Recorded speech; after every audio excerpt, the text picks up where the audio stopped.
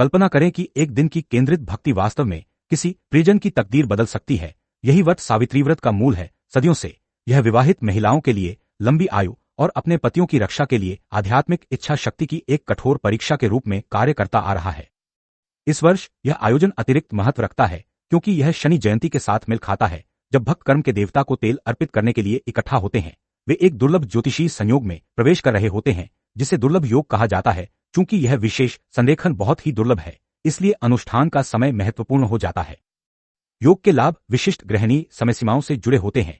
यदि प्रार्थनाएं इस संरेखन के दौरान नहीं की जाती हैं, तो भक्त के व्रत और ब्रह्मांडीय घटना के बीच प्रतीकात्मक संबंध खो जाता है। इस वर्ष पारंपरिक नियमों का पालन करना पर्याप्त नहीं है। इस योग में भाग लेने के लिए आपको इन विशेष ज्योतिषीय घंटों द्वारा निर्धारित समय सारणी का पालन करना होगा। पहला तार्किक बाधा स्वयं तिथि है। पूरे भारत में एक ही त्योहार दो अलग अलग दिनों पर मनाया जाता है। यह क्षेत्रीय विभाजन विभिन्न चंद्र कैलेंडरों के कारण होता है। उत्तर परिनिमाता प्रणाली का पालन करता है, जो ज्येष्ठ अमावस्या को व्रत करता है। दक्षिण और पश्चिम अमाता कैलेंडर का उपयोग करते हैं, जो 15 दिन बाद ज्येष्ठ पूर्णिमा मनाते हैं। अनेक कथा और उद्देश्य समान है। अनुष्ठान का मार्ग पूरी तरह से उस क्षेत्रीय समय प्रणाली पर निर्भर करता है जिसका आप पालन करते हैं। अनुष्ठान राजकुमारी सावित्री और उनके पति सत्यवान की कहानी पर आधारित है, जिन्हें विवाह के 1 वर्ष बाद मरना था। जिस दिन वह दिन आया, सत्यवान वट वृक्ष के नीचे एक जंगल में गिर पड़े। यमराज, मृत्यु के देवता, तुरंत प्रकट हुए।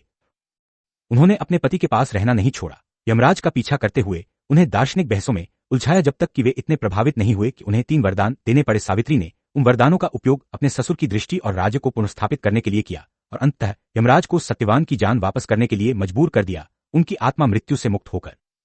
इस कथा ने वट वृक्ष को केवल एक पेड़ से अधिक बना दिया। यह वह पौराणिक सीमा बन गया जहां एक साधारण महिला ने मृत्यु से सफलतापूर्वक समझौता किया। मातृभक्त विशेष पूजा सामग्री का उपयोग करके इस कहानी के कुछ हिस्सों को भौतिक रूप में पुनः प्रस्तुत करते हैं।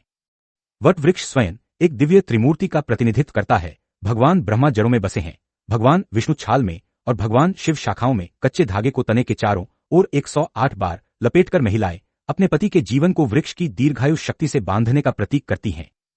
यहां तक कि भोजन भी प्रतीकात्मक है। बिना चबाए भिगे हुए काले चने को निगलना उस अंश का प्रतिनिधित्व करता है जो यमराज ने सावित्री को वापस दिया था। ये सामग्री जुड़ाव का बिंदु है। इन उपकरणों का उपयोग करके भक्त सावित्री द्वारा अपने पति के जीवन को पुनः प्राप्त करने के लिए किए गए विशेष कार्यों को दोहराते हैं। अनुष्ठान को प्रभावी बनाने के लिए ये क्रियाएं उस विशेष सुबह की पूजा के लिए 2 मुख्य समय सीमाएं हैं। अमृत काल सुबह 5:35 से 7:16 बजे तक और दूसरा सुबह 8:56 से 10:37 बजे तक।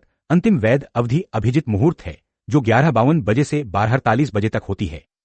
इन विशिष्ट घंटों के भीतर अनुष्ठान पूरा करने से भक्तों की क्रियाएं दुर्लभ योग की पूरी अवधि के साथ मेल खाती हैं। अंतिम चरण पुराण है, जो व्रत तोड़ने की सही प्रक्रिया है। इसमें वट के पत्ते की कलिका या कोपल को भीगे हुए चने और पानी के साथ निगलना शामिल है। यह चक्र एक सरल सात्विक भोजन खाने और बड़ों के आशीर्वाद लेने से पूर्ण होता है।